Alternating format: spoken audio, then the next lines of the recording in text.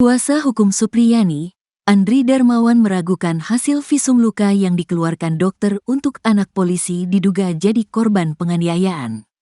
Hal ini disampaikan Andri berdasarkan hasil sidang keempat kasus guru Supriyani di Pengadilan Negeri atau PN Andulo, Kabupaten Konawe Selatan, Provinsi Sulawesi Tenggara, pada Rabu, tanggal 30 November tahun 2024.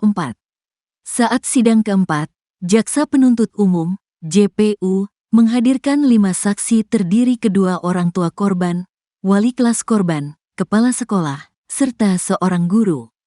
JPU juga membacakan surat hasil visum yang ditandatangani dokter sebagai bukti luka korban karena dipukuli oleh Supriyani. Kita bisa lihat dari hasil visum menyimpulkan bahwa luka itu akibat kekerasan benda tumpul, ucap Andri Darmawan, Jumat, tanggal 1 November tahun 2024. Andri mengatakan pihaknya meragukan hasil visum tersebut apa benar-benar dikeluarkan oleh dokter atau tidak. Karena dari fakta persidangan hari Rabu kemarin, surat pengantar visum untuk penyidik ternyata dibawa sendiri oleh orang tua korban, Aibda WH dan NF. Waktu visum tidak ada penyidik yang mengantar, malahan dibawa sendiri orang tua korban, ucapnya. Menurut Andri, pada proses ini ada kesalahan prosedur yang dilakukan penyidik Polsek Baito dalam penyidikan kasus Supriyani. Karena untuk ranah surat pengantar visum masih menjadi wilayah penyidik bukan orang tua korban. Walaupun dia, Aibda WH, masih anggota polisi tapi kan itu bukan tupoksi dia. Karena itu kewenangan penyidik, ungkap Andri. Andri mengatakan karena surat pengantar visum dibawa sendiri orang tua korban, sehingga dirinya menduga visum itu sudah dikompromikan dengan pihak dokter. Siapa yang bisa menjamin kalau surat visum itu hasil kompromi orang tua korban dengan dokter? Makanya kami meminta dihadirkan dokter yang buat surat visum, tapi nyatanya tidak dihadirkan di persidangan kemarin, jelasnya.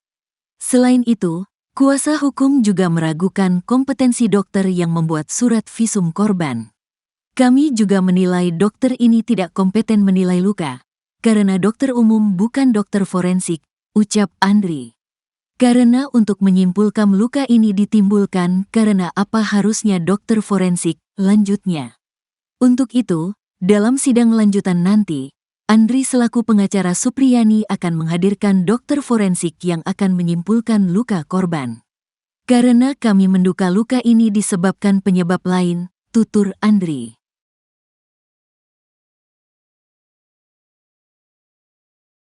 Kondisi terkini guru Supriyani disebut sangat ketakutan.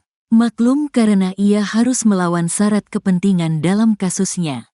Perjalanan kasus sang guru honorer di Konawe Selatan, Sulawesi Tenggara itu telah memasuki babak persidangan.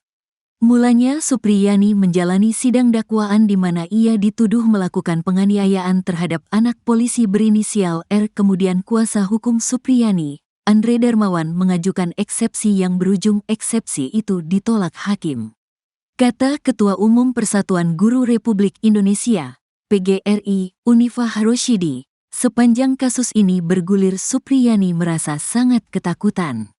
Jadi gini, Ibu Supriyani ini sekarang merasa ketakutan, bahkan tidak memegang HP, handphone, paparnya dikutip dari kanal YouTube Nusantara TV.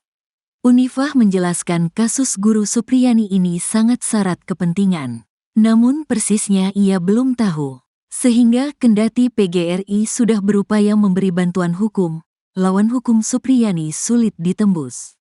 Nah ini, banyak kepentingan yang sulit sekali kami tembus, ujarnya. Kami mengatakan, Ibu Supriyani sepenuhnya dengan kami, tapi ada rasa, bisa jadi itu trauma. Bisa jadi ada hal-hal lain yang kita tidak bisa tembus, paparnya. Dalam siaran itu secara kebetulan Unifah meminta bantuan langsung kepada mantan Kepala Badan Reserse Kriminal, Kabareskrim Polri, Komjen Purn Susno Duaji. Unifah mengaku selama ini telah membantu Supriyani dengan berkoordinasi dengan Kementerian Pendidikan.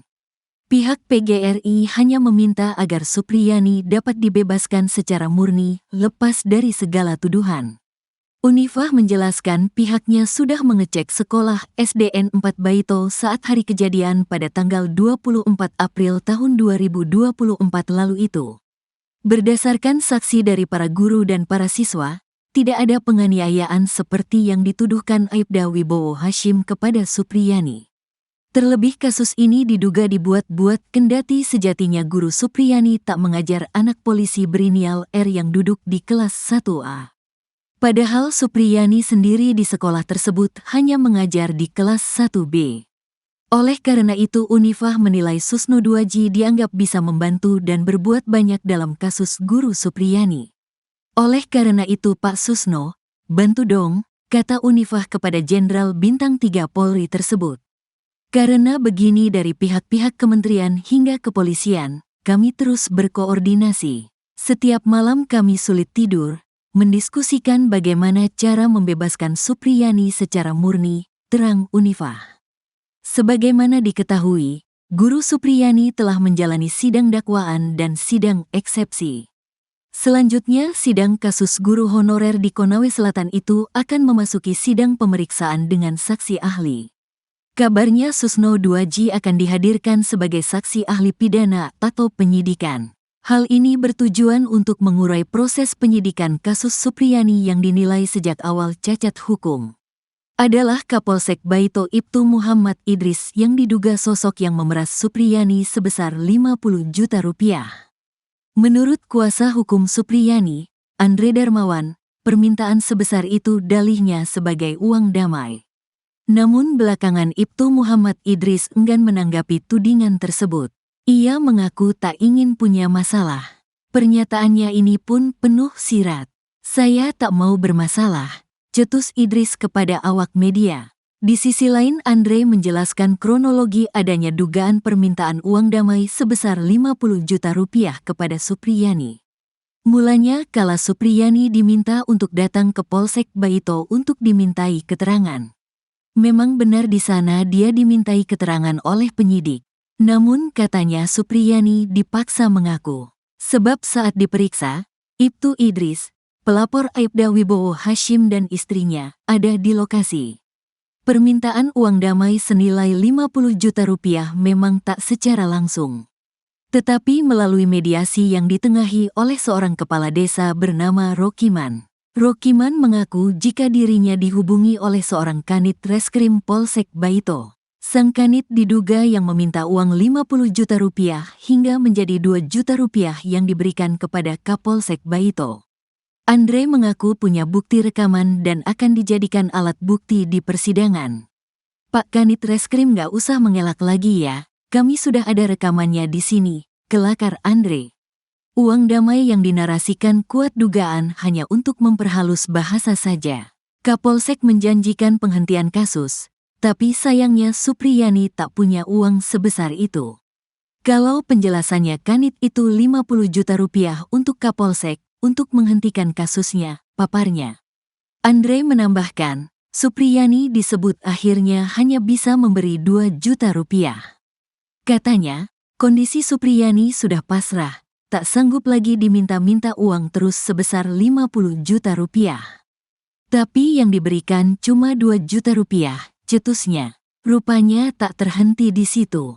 Andre menyebut jika kejaksaan pun diduga terindikasi turut memeras Supriyani.